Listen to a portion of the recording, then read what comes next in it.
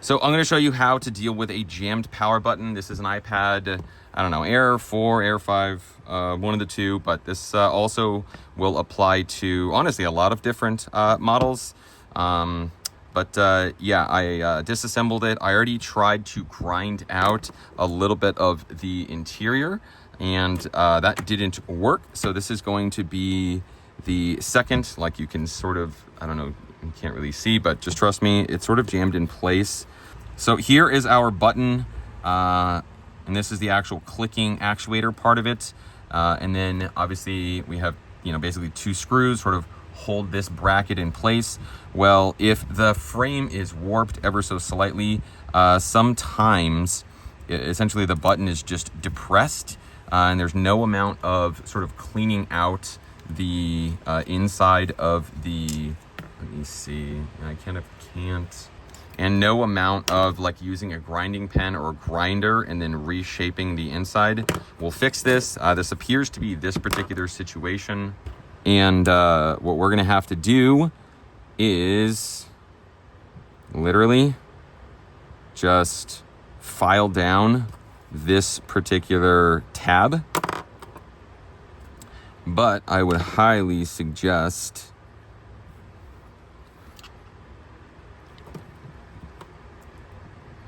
removing our flex first. Last thing you want to do is, if you're trying to retain Touch ID, which we probably can. Some of the times you can't.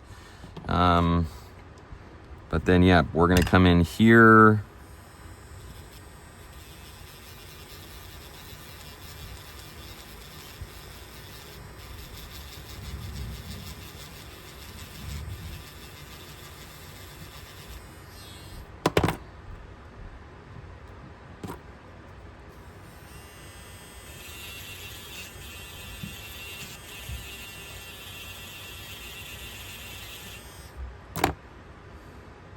And this is one of these, it's more of an art than a science, because obviously all of these dent and deform slightly different. So we're gonna start out by putting our button in.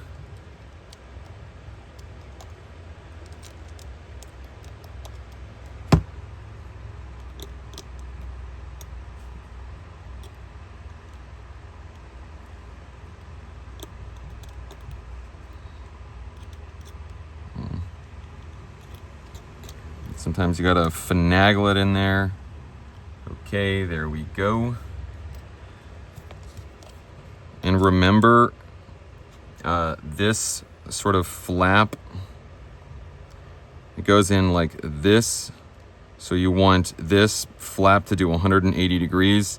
And then that flap is gonna sit in this negative space right here. And then tighten your screws.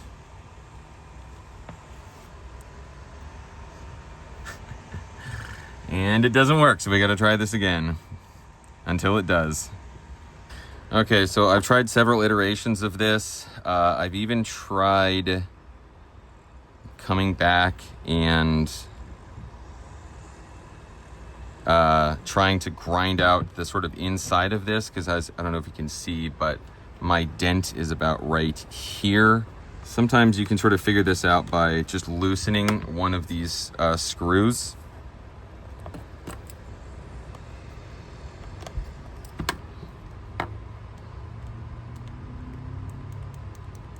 Yeah, so I know I'm on the right track because, it barely clicks. So these things are almost loose. Yeah, now it's totally clicking. I don't know if you can hear that. So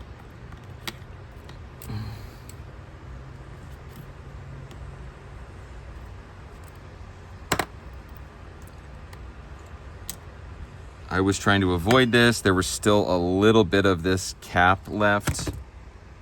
Let's see, I don't know if you can tell, but you can sort of see it. It's this little square right here. And we're essentially just gonna have to get rid of it.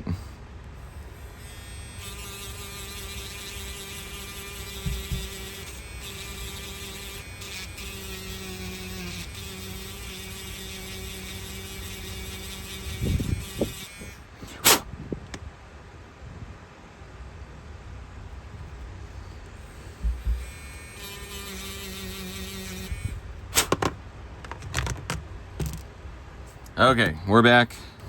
I don't know if you can hear that.